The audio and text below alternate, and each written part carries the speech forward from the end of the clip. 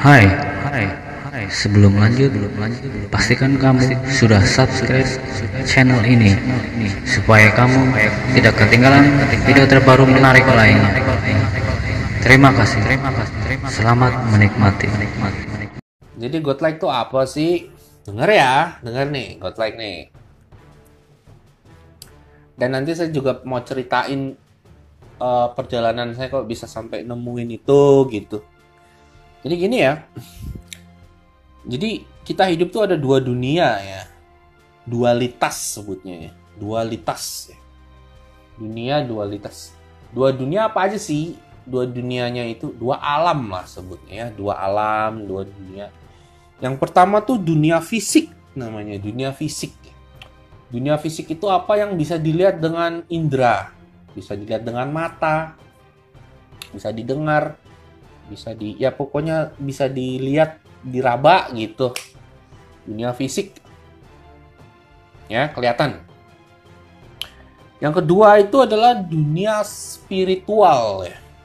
Dunia spiritual itu adalah dunia yang tidak kasat mata. Sebutnya metafisik. Jadi ada dunia fisik, ada dunia metafisik.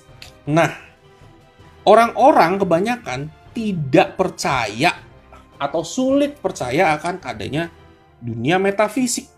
Mereka akan lebih percaya dan lebih mengakui dunia fisik. Sehingga terjadilah kepincangan. Padahal dunia spiritual, dunia yang metafisik itu ada. Oke, jadi gini. Ada yang disebut forces ya. Forces itu kekuatan ya. Kalau dunia fisik kita bisa lihat nih. Misalnya ada orang berantem ya. Berantem nih. Ada tenaga fisik namanya. Tenaga fisik dia pakai tangan dia pukul. Pak gitu. Nah, kan berasa tuh. Karena ada objeknya nih tangan nih. Tok gitu kena kan. Pak. Nah, itu dunia fisik ada objeknya. Nah, gitu. Kalau dunia metafisik ya, dunia spiritual. Dia mukul orang tapi tidak pakai objek tangan ya. Dia pakai tenaga dalam gitu lah. Jadi dia tinggal salurin energi, push gitu tenaga, energi. Nah, orang-orang pada mental gitu. Oke? Jelas ya? Jadi kalau dunia fisik ada wujudnya, ada objeknya. Tak gitu. Kalau dunia metafisik nggak ada wujudnya. Tapi ada dan ngaruh. Karena ada energi gitu. Jelas ya? Jelas ya? Ya kayak tenaga dalam gitu. Kan nggak ada wujudnya. Tapi orang-orang pada mental gitu. Ya kan? Kalau fisik ada objeknya. Nah, ada lagi nih contoh-contohnya. Bahkan dunia metafisik ini dunia energi lah sebutnya karena itu basically pada dasarnya energi. Itu selalu ada dan berkaitan dengan dunia fisik. Nggak mungkin hanya satu gitu. Nggak mungkin dunia fisik doang atau dunia ya bisa juga dunia metafisik doang sih bisa. Gini, dunia metafisik berdiri sendiri bisa. Tapi dunia fisik tidak akan bisa, tidak akan beroperasi. Bisa sih ada, cuma nggak beroperasi gitu. Tanpa ada dunia metafisik. Contohnya, kalau nggak ada gravitasi, ya, kalau nggak ada gravitasi, nggak ada elektromagnetism gitu, nggak akan ada semua yang di dunia fisik ini gitu. Ya kan? Nah, kalau gravitasi itu kan nggak kelihatan gitu, tapi kan ada tarikannya gitu, ya kan? Jadi kalau kalian belajar fisika ya, itu ada, nggak tahu bahasa Indonesianya, bahasa Inggrisnya four fundamental forces gitu, 4 kekuatan dasar kalau nggak salah. Bahasa Inggrisnya four fundamental forces itu ada gravitasi, elektromagnetism, strong force, sama weak force. Nggak tahu bahasa Indonesianya ya. Pokoknya gitulah. Nah, ini nggak kelihatan, tapi bentuknya energi. Bentuknya semacam power gitu. Jadi kalau gravitasi pasti tarik ke bawah. Kalau elektromagnetism ya itu ada electricity, ada magnet gitu. Dan ini mempengaruhi semua yang ada di dunia fisik kita. Kalau nggak ada kekuatan-kekuatan yang di metafisik, ya dunia fisik kita cuma dunia mati. Nggak akan ada kehidupan gitu. Nggak akan ada pergerakan. Jelas ya? Jadi dunia metafisik, dunia spiritual yang energi itu ada gitu. Ya. Bahkan menurut saya ya, Tuhan itu adanya di dunia metafisik gitu. Ya, Tuhan itu adanya di dunia metafisik, di dunia energi itu. Ya kan? Makanya Tuhan kan nggak kelihatan. Siapa yang pernah lihat Tuhan? Kan nggak ada. Ya kan? Tapi bisa dirasakan gitu. Ya kan? Bisa dirasakan kehadirannya, ya kan? Bisa. Dia bisa merasuk ke dalam tubuh atau pikiran atau hati siapapun, digerakkan tubuhnya, digerakkan pikirannya, digerakkan hatinya untuk berbuat hal-hal yang luar biasa, yang di luar logika, yang di luar kemampuan batas-batas yang ada gitu. Ya? Nah, itu kan energi. Gitu. Jadi energi itu, dunia spirit itu, itulah sumber pergerakan segala macam yang ada di dunia fisik gitu. Jadi itu yang kontrol. Jadi yang ada di dunia metafisik yang isinya energi dan berbagai macam kekuatan, itulah yang menggerakkan dan mengatur semua yang kita lihat sekarang gitu. Jelas nggak? Jelas ya? Gitu. Jadi disitulah menurut saya ya. Dan ya apapun kamu cari penjelasan pasti ujung-ujungnya ke situ. Bahwa yang Tuhan atau sumber itu adanya di dunia situ gitu. Ya, sekali lagi. Nggak ada wujudnya, cuma energi gitu. Tapi energi ini bisa menggerakkan yang ada wujudnya. Gitu. Nah, setan pun ada di situ. Gitu. Setan pun ada di situ ya. Jadi kalau di dunia metafisik, energi, Tuhan ada di situ, penggerak, setan juga ada di situ. Gitu. Ya kan? Jadi jelas ya antara dua dunia ini. Nah, terus godlike, ya, godlike itu adalah konsep praktikal yang saya ciptakan itu berfokus ke dunia spiritual, ke dunia metafisik, ke dunia yang tidak kasat mata itu, karena itu sumbernya gitu. Itu biang keroknya, itu penggeraknya. Kebanyakan orang berfokus ke dunia fisik. Kalau misalnya orang berfokus ke dunia fisik, mereka akan lebih ke teknis. Caranya gimana? Saya harus melakukan apa? Contohnya mau dapat pasangan, saya harus gimana? Ngomongnya kayak gimana? Mau dapat duit, harus lakukan apa? Nah, itu dunia fisik. Gitu loh. Kalau dunia metafisik, ngomongin energi. Maksudnya apa ngomongin energi? Gimana caranya supaya saya energinya sinkron sama yang positif? Sama energi ketuhanan gitu. Kan ingat ya, ada Tuhan, ada setan di situ. Nah, sebutnya energi positif itu Tuhannya, energi negatif itu setannya, gitulah. Gimana saya terkoneksi sama energi positif? Nanti saya digerakin. Nggak usah tahu harus gimana, nggak usah tahu gini gitu, nggak usah. Koneksi ke energi positif, nanti saya digerakin. Tahu-tahu jadi aja, gitu. Tahu-tahu dapat feeling aja. Ya, makanya suka nggak sinkron sama sains, karena sains tuh fokusnya ke dunia fisik, bukan dunia metafisik, bukan dunia energi. Jelas ya? Nah nih bahkan nih kalau kalian perhatikan bener-bener agama ya. Agama apa aja nih? Agama apa aja nih? Agama apa aja nih? Agama. Walaupun mereka sepertinya ngomongin tentang spiritual, ya, walaupun mereka ngomongin sepertinya tentang ngomong spiritual, tapi pada prakteknya mereka fokusnya ke dunia fisik, gitu. Saya jelaskan ya. Nah, ini ngomong agama nih, agama apa aja nih?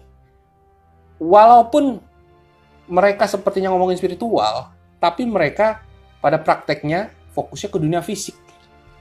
Kalau kamu ngomong sama orang ya agama apapun lah ya, rata-rata nih, saya nggak ngomong semua ya, rata-rata nih orang-orang yang ngomongin agama lah. Kenapa mereka beragama? Karena satu, mereka ingin terhindar dari neraka. Neraka tuh apa? Kenapa mereka mau menghindari neraka? Karena takut rasa sakit kan, sakit gitu. Takut disiksa atau dibakar lah, siksa kubur lah, kena azab lah. Mereka ingin menghindari rasa sakit. Rasa sakit itu adalah sensasi fisik. Berarti ngomongin fisik dong. Nah, dua, mereka ingin mendapatkan surga gitu. Nah, surga itu apa? Kenikmatan fisik dong. Nanti kalau kamu ke surga, kamu dapat istana dari emas, ya kan enak ngelihatnya, istana dari emas. Terus ada dayang-dayang, ya kan, dikipasin, adem. Nah, itu kan sensasi fisik. Gitu loh. Jadi, agama ngomongin spiritual, iya oke. Salah enggak? Silahkan, itu urusan masing-masing. Tapi dalam prakteknya, kalau kalian perhatikan, itu berfokus ke dunia fisik. Nah, kalau dunia spiritual, menurut saya, itu ngomongin ketuhanan ya. Ketuhanan ya. Jadi ada bedanya antara keagamaan sama ketuhanan loh. Berat? Enggak berat. Keagamaan sama ketuhanan nih beda ya. Memang berhubungan ya, tapi harus dibedakan gitu. Harus dibedakan. Sekali lagi nih, kalau ngomongin agama, ngomongin apa? Hukum-hukumnya. Nggak boleh gini, nggak boleh gitu. Ntar kalau gini dapat neraka sakit badannya, ya kan fisik. Nah, dapat surga senang, dikipasin bidadari, lihat emas, nah, fisik juga. Itu agama. Kalau ketuhanan, ngomongin kenikmatan batin. Beda loh. Kenikmatan fisik sama kenikmatan batin itu beda. Ya, jadi kalau kenikmatan batin nggak ngomongin siksa neraka atau kenikmatan surga, enggak. Kenikmatan batin adalah pada saat kamu sama yang sumber positif itu jadi satu. Nah, itu kenikmatan batin namanya. Gitu. Jelas sih. Kenikmatan batin gimana sih? Rasa tenang. Nggak banyak pikiran. Nggak takut menyalahi aturan nanti masuk neraka. Nggak takut nanti kehilangan surga. Nggak ada rasa takut gitu. Jadi tenang, damai, nyaman, bersyukur, ikhlas, tulus. Nolongin orang nggak hitung-hitungan gitu. Nolongin orang bukan karena saya baik nanti supaya dapat surga loh. Enggak. Nolongin orang ya karena saya lagi seneng gitu. Saya mau bikin orang seneng, terserah mau dapat surga kek, mau enggak kayak gitu. Itu ketuhanan ya. Nah, beda kan sama agama. Keagamaan gitu. Kalau agama kan ada semacam aturan-aturan. Ya nggak salah. Cuma harus dibedakan gitu. Makanya sangat berbeda orang yang berdoa secara khusyuk sama berdoa cuma ngikutin tata krama ritualnya. Gitu. Makanya disitulah letak kenapa orang bisa berdoa dijawab dan tidak. Karena doa yang tidak terjawab, dia doa berdasarkan rutinitas doanya dan cara doanya doang. Cara doanya begini, ritualnya begini, begini teknisnya. Ya. Sedangkan doa yang dijawab menurut saya, dia harus berkomunikasi langsung kepada yang kuasa gitu. Dirasakan benar-benar. Jadi bukan soal teknis nih. Tapi bisa nggak kita nyatu gitu sama energi yang mengatur semua yang di dunia fisik ini gitu. Bisa nggak gitu? Nah, kalau bisa, itu disebut keintiman batin gitu. Kalau bisa, itu disebut keintiman batin. Nah, disitulah terjadi keajaiban itu, gitu. Jelas ya? Nah, ada hubungannya sama cinta loh. Ada hubungannya sama cinta. Cinta tuh apa sih? Cinta tuh apa gitu? Bisa dilihat nggak wujudnya? Nggak bisa. Bener nggak? Cinta bisa dilihat wujudnya? Enggak. Bisa dirasa nggak? Iya. Berarti cinta itu apa? Energi. Betul kan? Ya begitu. Cinta itu energi. Nggak bisa dilihat, tapi bisa dirasa. Sama kan? Kayak Tuhan. Bisa dilihat nggak? Bisa dirasa? Bisa. Bisa menggerakkan pikiran seseorang, hati seseorang untuk berbuat sesuatu yang baik, yang di luar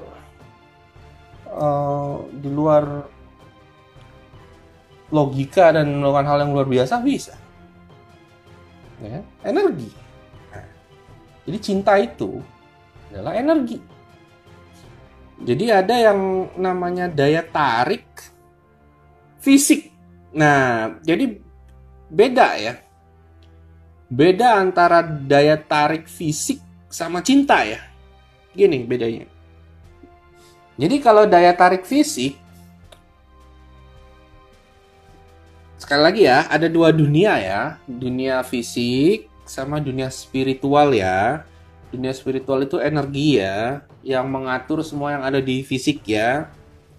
Oke, jadi kalau dunia daya tarik fisik, kamu lihat cewek, ceweknya cantik. Kamu cewek lihat cowok ganteng. Itu ketertarikan fisik ya. Jadi kalau ketertarikan fisik itu bukan cinta. Kamu hanya tertarik dengan fisiknya aja gitu. Ya. Jadi kalau daya tarik fisik, kamu gak peduli orangnya gitu loh. Gak peduli batinnya gitu. Ya, gak peduli batinnya. Kamu hanya peduli fisiknya. Nah, misalnya kamu suka seseorang, ya, daya tarik fisik gitu, kamu mau dapetin dia buat pamerin ke orang-orang, buat dapet sensasi seks misalnya, atau buat bantuin kamu kerja, atau buat nikah sebagai peran jadi istri, ikuti peraturan gitu. Kamu istri perannya harus begini, ngurusin anak, aku kerja gitu ya, gitu. Jadi role playing. Nah, itu bukan cinta ya. Ada juga daya tarik fisik mungkin karena ya ekonomi atau keuangan lah atau apanya lah ya. Itu bukan cinta ya, itu transaksi sebutnya. Jadi kamu suka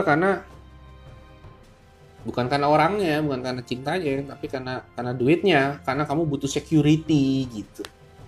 Butuh keamanan, kenyamanan, pengen punya rumah, pengen santai-santai, suami kerja, terus dia kasih duit gitu. Butuh resource.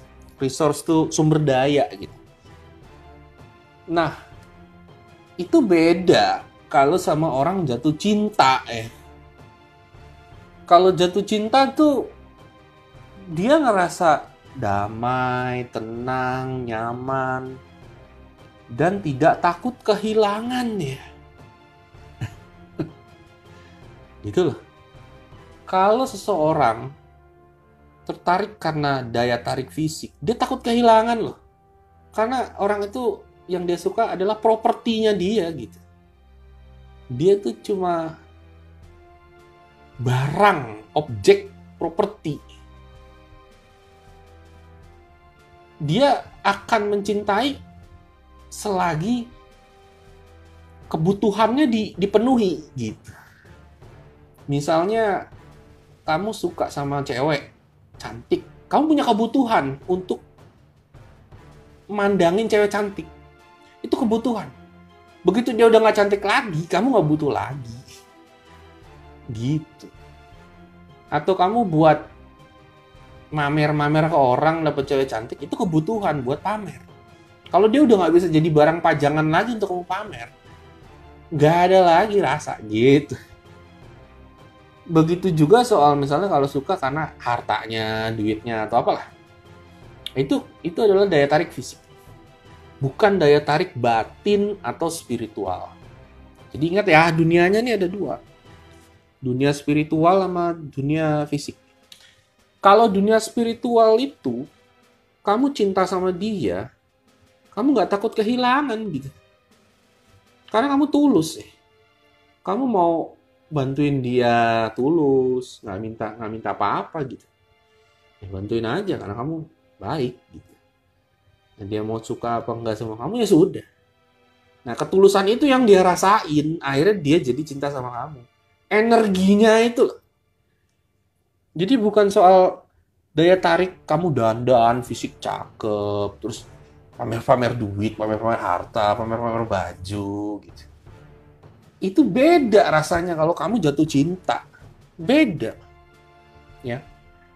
Nah, jadi sekali lagi, itu daya tarik fisik. Kalau daya tarik yang bener-bener energi, kamu ngelihat orang, ini orang lemah, ini orang culun, tapi auranya, kan energi nih, auranya nih kayak menakutkan nih, kamu jadi respect loh. Gitu. Kamu lihat cewek nih, muka biasa aja gitu, body ya biasa aja, tapi dia ceria gitu. Dia kayak ada semacam energi yang menciprat. Kamu jadi suka gitu. Kadang sama yang cakep ngebosenin. Kok yang ini jadi adiktif ya? Kok enak ya? Kok nyaman ya? Gitu. Jelas ya? Jadi kalau jatuh cinta tuh rasanya real, nyata gitu. Kalau daya tarik fisik berdasarkan ketakutan kehilangan atau karena untuk memenuhi kebutuhan. Misalnya kamu kesepian, terus ada yang ya mau nemenin kamu punya kebutuhan untuk orang nemenin gitu. Jadi berdasarkan kebutuhan, bukan berdasarkan cinta yang tulus, yang real. Kalau real itu bukan soal kebutuhan ya, tapi soal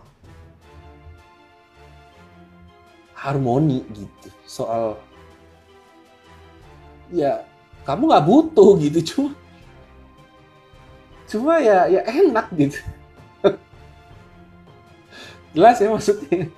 Makanya kalau seseorang biasa aja, mungkin daya tarik fisiknya atau keuangannya biasa aja gitu, tapi ada daya tarik itunya, cintanya, auranya gitu, itu lebih bikin nagih gitu daripada yang fisik gitu. Kayak itulah, kayak kalau laki-laki kayak lihat cewek manis gitu. Kalau cewek cantik oke, tapi ngebosenin. Kalau cewek manis tuh kayak nagih gitu. Kayak ada apa gitu ya. Ya enak aja, damai, tenang gitu. Kayaknya waktu berhenti lah gitu. Kalau cinta berdasarkan kebutuhan, waktu jalan terus. Dan harus jagain dia, ketakutan gitu. Jelas ya maksudnya ya? Pernah dong ngerasain, ya kan? Ya kayak gitu bedanya. Jadi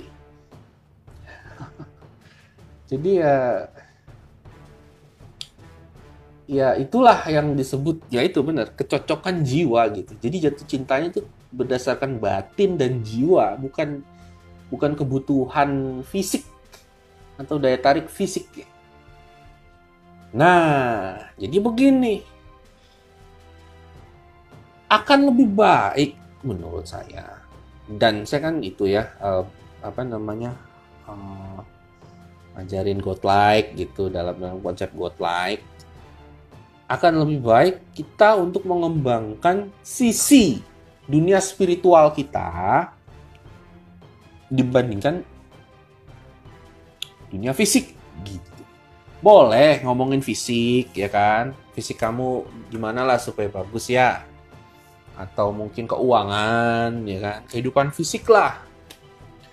Tapi kalau kehidupan spiritual kita timpang, kita hanya objek kosong. Gitu. Orang akan suka kita tapi kosong karena kebutuhan. Kita cuma dimain-mainin doang. Tapi kalau dunia spiritual dan energi kita tuh positif dan match dan menarik, mereka cinta gitu. Kalau enggak nih, kita cuma fokus ke dunia fisik aja. Mereka barter aja, transaksi. Mereka suka kamu karena ada kebutuhan gitu. Jadinya kayak saling memainkan. Jelas ya? Nggak real gitu. Nah, jadi kalau kita mengembangkan sisi spiritual, metafisik, dunia yang tak kasat mata itu, yang energi itu, yang berhubungan sama Tuhan itu, ketuhanan, ya walaupun ada setannya juga sih, tapi yang positif itu ketuhanan, yang negatif ya kesetanan. Kita mengembangkan itu, maka yang terjadi adalah karakter. Yang keluar adalah karakter, bukan penampilan, ganteng, duit, bukan begitu, tapi karakter. Yang keluar tuh karakter. Terus moral. Terus perlakuan yang baik, menolong orang lain, tulus, jujur, ikhlas, bersyukur. Jadi apapun yang terjadi di luar sini udah gak ngaruh lagi. Mau kehidupan sulit, kita gak akan ngeluh. Mau kehidupan senang ya kita bersyukur. Gitu. Jadi inti kebahagiaan itu sudah dari dalam diri, gak tergantung yang di luar sana. Nah, itulah yang disebut kekuatan karakter. Kekuatan karakter tuh apapun kondisi di luar sana, kita bisa ngontrol perasaan kita, feeling kita, respon kita. Gitu. Jadi kalau kamu belajar godlike nih, kamu akan berkembang karakternya dan auranya dan energinya gitu. Nah, itu yang magnet. Itu yang magnet. Magnet secara batin ya. Bukan magnet secara oplas. Bukan magnet secara gaya-gayaan tambel-tambelan fisik atau mamerin harta ekonomi. Bukan. Tapi magnet karakter, energi, spirit, semangat. Dan itu bisa terasa. Itu bagaikan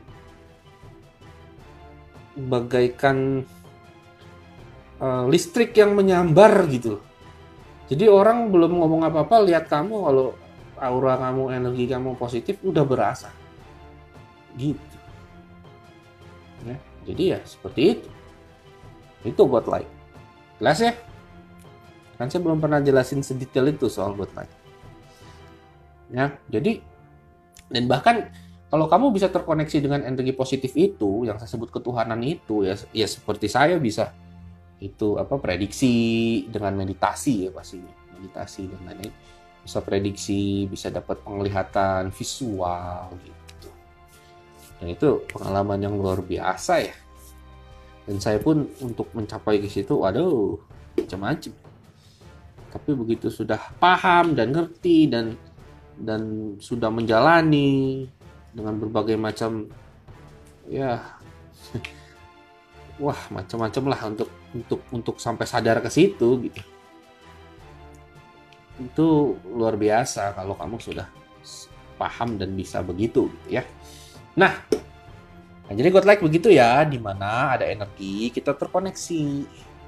Nah, kalau koneksi ini sudah kuat, sudah aura kita bagus, energi kita bagus, kita diarahkan menuju kemana, ya kan, bisa tahu harus gimana, bertingkah laku gini gitu dan lain-lain. Terus ada semacam daya tarik tersendiri yang real, bukan dari fisik ya, atau dari ekonomi atau dari apa, tapi dari karakter dan energi aura itu